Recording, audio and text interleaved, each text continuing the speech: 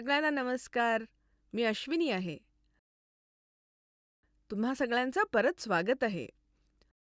मागच्या सत्रात तुम्हाला समजले आहे की फ्रान्स घटनात्मक राजेशाही कशी बनली.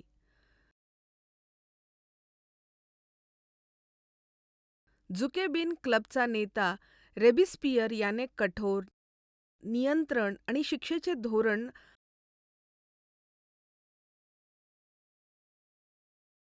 अवलंबून फ्रान्सवर राज्य केले. तेव्हा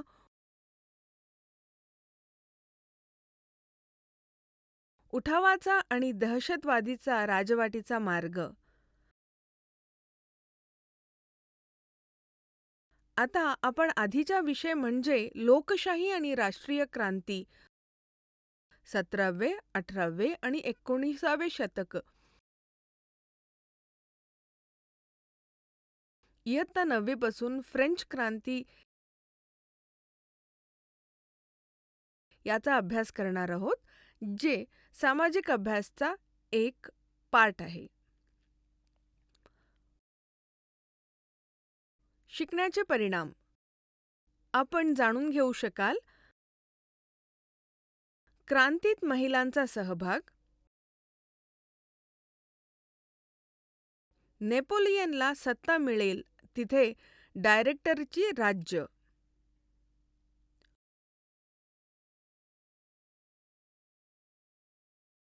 फ्रान्स तिसऱ्यांदा प्रजासत्ताक कसा झाला.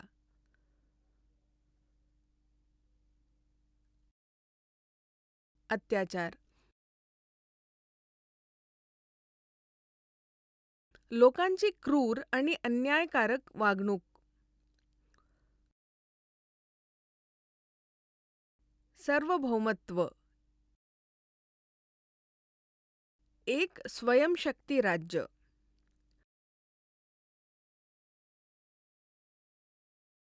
राष्ट्रीय अधिवेशन.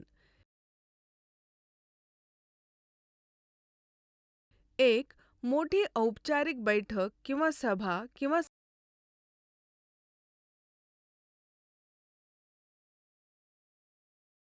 सामायिक हिताच्या विशिष्ट विषयांवर चर्चा आणि कार्यवाही.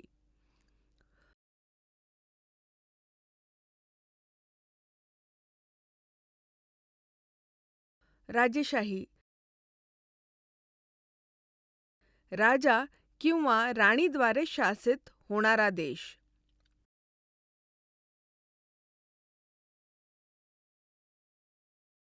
क्रांतिकारक. शासन व्यवस्थेत संपूर्ण बदल घडवून आणणे किंवा मोठा बदल घडवून आणणे.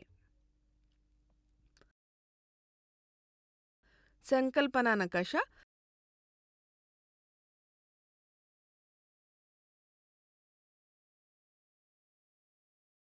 क्रांतीतील महिलांचा सहभाग. फ्रेंच समाजात बदल घडवून आणणाऱ्या घटनांमध्ये महिलांचा सक्रिय सहभाग होता.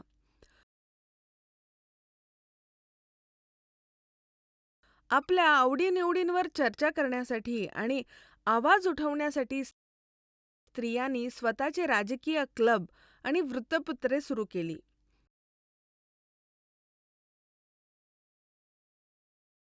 फ्रान्सच्या विविध शहरांमध्ये सुमारे 60 महिला क्लब स्थापना झाले. Society of revolutionary and Republican woman हे त्यापैकी सर्वात प्रसिद्ध होती. महिलांना पुरुषांसारखेच राजकीय अधिकार मिळावेत ही त्यांची प्रमुख मागणी होती.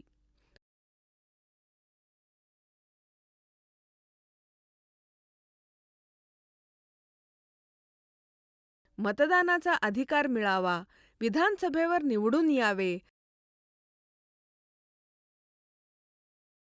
राजकीय पदे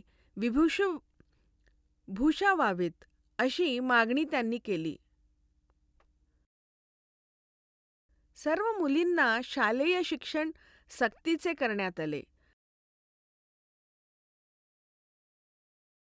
घटस्फोट कायदेशीर करण्यात आला आणि त्यासाठी महिला आणि पुरुष दोघंही अर्ज करू शकतात.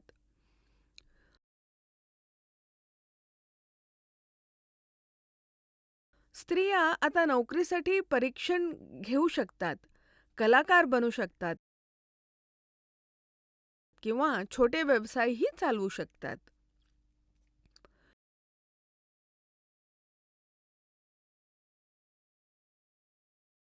समान साजकी समान राजकीय हक्कांसाठी महिलांचा लढा मात्र सुरूच होता.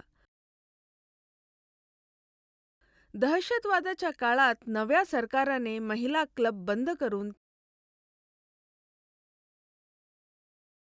त्यांच्या राजकीय हालचालींवर बंदी घालण्याचे कायदे केले.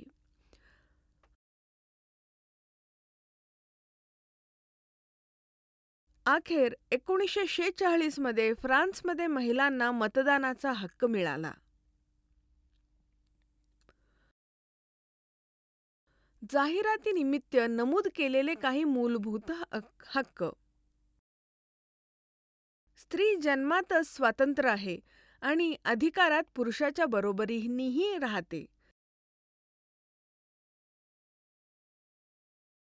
स्त्री आणि पुरुष यांचे नैसर्गिक हक्कांचे रक्षण करणे हे सर्व राजकीय संघटनेचे ध्येय आहे. हे अधिकार म्हणजे स्वातंत्र्य, मालमत्ता,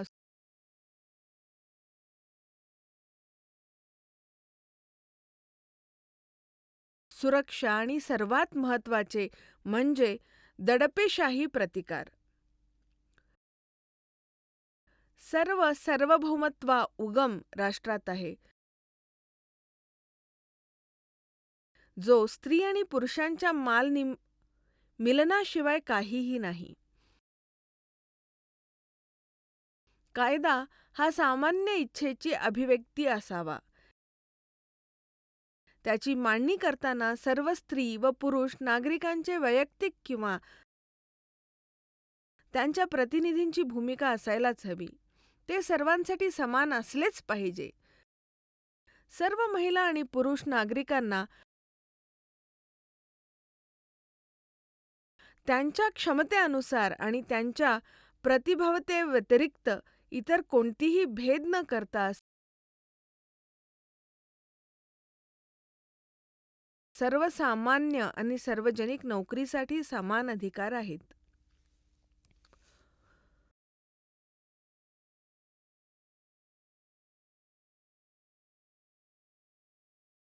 कोणतीही स्त्री याला अपवाद नाही.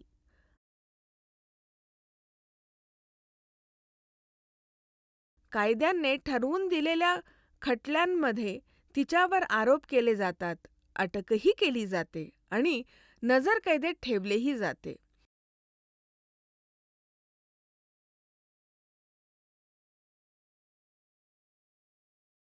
पुरुषांप्रमाणे स्त्रीही या कठोर कायद्याचे पालन करतातच.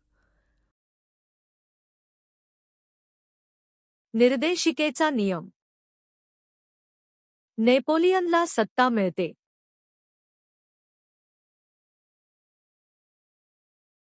राष्ट्रीय अधिवेशनाद्वारे एक संविधान तयार करण्यात आले.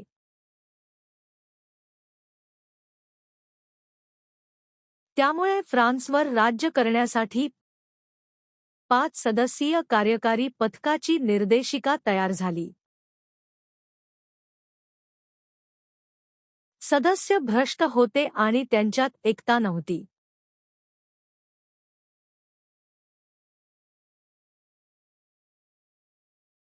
सामान्य जनतेचा पाठिंबा कमी झाला.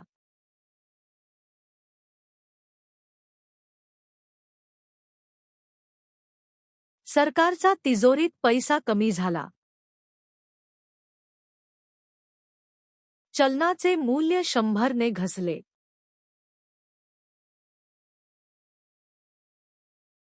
बेरोजगारी वाढली आहे. वेगवेगळ्या राजकारणामुळे त्रस्त असलेल्या लोकांना क्रांतीचे रक्षण करणारा आणि देशाचे नेतृत्व करणारा नेता सापडला.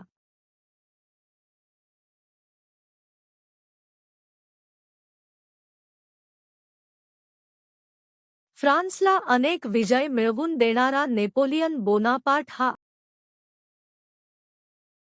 आशेचा माणूस मानला जात असे.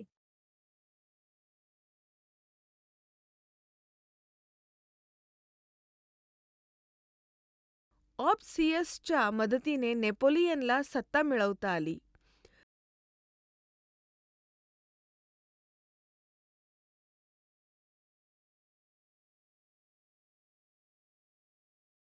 त्याने वाणिज्य दूतावास म्हणून ओळखलेले जाणारे नवीन सरकार स्थापना केली आणि पाहिले वाणिज्य दूत म्हणजे 5 वर्ष राज्य केले. सन 1799 ते 1804.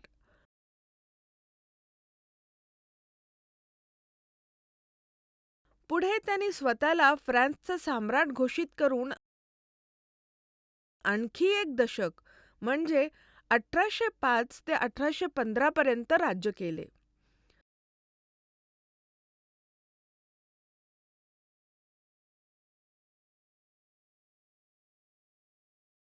फ्रेंच राजक्रांतीमुळे राजकीय व घटनात्मक बदलांच्या माध्यमातून राजाशाहीतून फ्रेंच जनतेकडे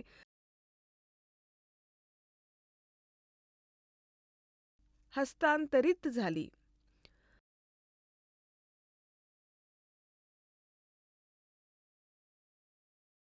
नेपोलियन सत्तेवर आला तेव्हा तो एक पाऊल मागे होता.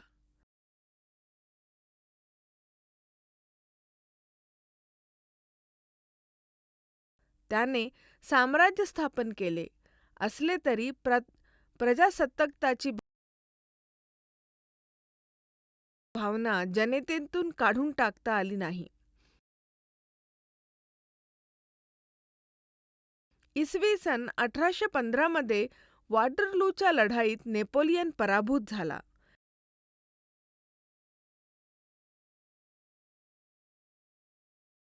तेव्हा फ्रान्समध्ये राजेशाही प्रस्थापित झाली.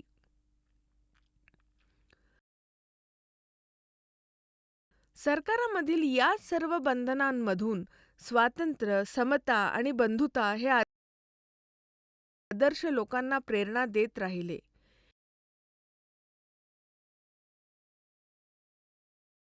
या आदर्शांनी पुढील शतकभर फ्रान्स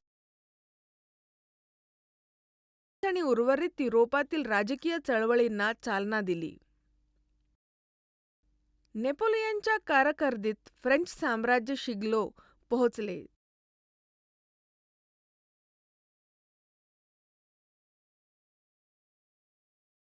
त्याने युरोपच्या पर्शिया आणि ऑस्ट्रेलिया पराभव केला.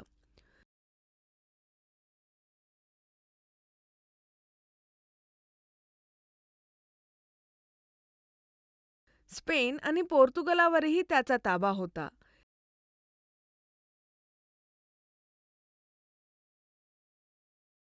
या विजयांसह नेपोलियन इसवी सन 1810 पर्यंत सम्राट झाला.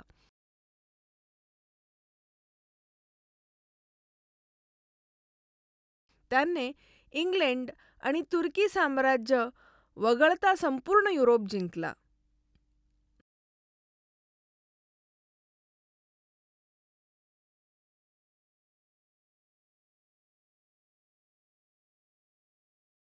नेपोलियनला पराभूत करण्यासाठी सर्व राजेशाही शक्ती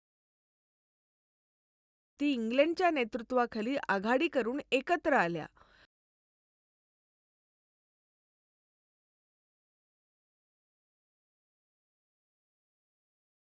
अखेर या आघाडीने अनेक प्रयत्नांनंतर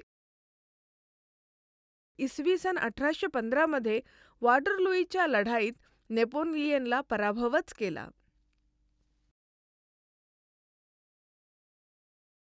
त्याच वर्षी ऑस्ट्रेलियाचे पंतप्रधान मॅट्रिनिस यांच्या अध्यक्षतेखाली व्हिएन्ना काँग्रेसने युरोपची राजकीय रचना बदलून टाकली.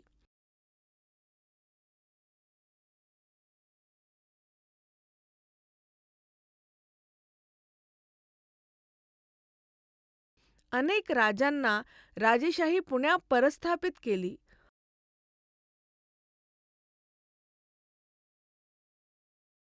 फ्रान्सच्या राजाचे नाव 8वा लुई असे होते.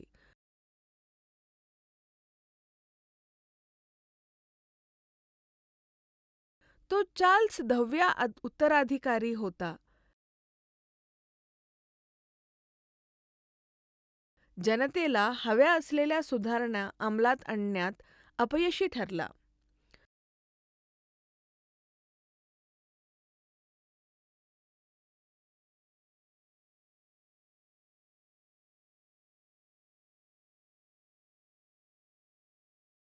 त्याच्या विरोधातील षडयंत्राला प्रत्युत्तर म्हणून त्याने सुधारक भोजनांवर बंदी घातली.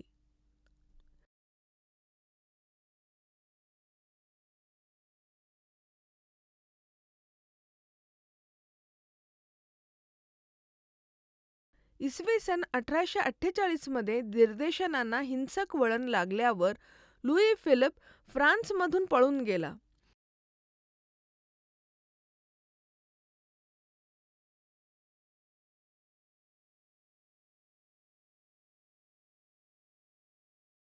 पुढे क्रांतिकारींनी फ्रान्सचे दुसरे प्रजासत्ताक स्थापना केले.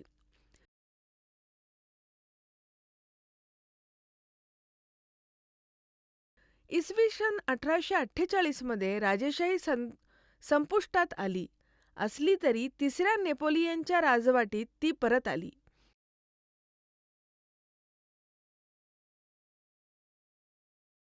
अखेर लिओन गॅम्बेटा याच्या मार्गदर्शनाखाली इसवी सन 1871 मध्ये फ्रान्सला तिसऱ्यांदा प्रजासत्ताक घोषित करण्यात आले.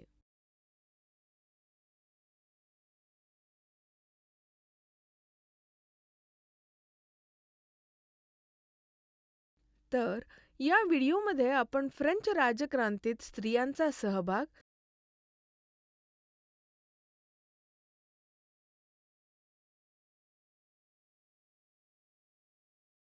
नेपोलियनची राजवाट आणि इसवी सन 1871 मध्ये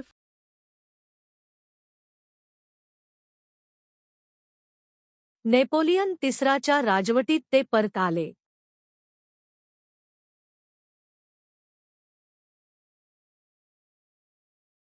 शेवटी लिओन गॅम्बेट्टा यांच्या मार्गदर्शनाखाली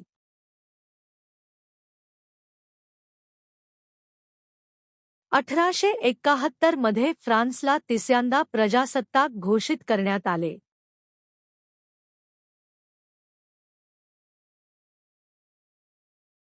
तर या व्हिडिओमध्ये आपण फ्रेंच राज्यक्रांतीत महिलेचा सहभाग पाहिला आहे.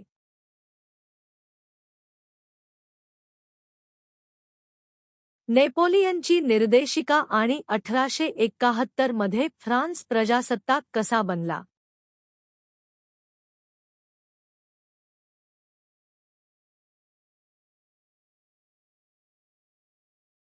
धन्यवाद.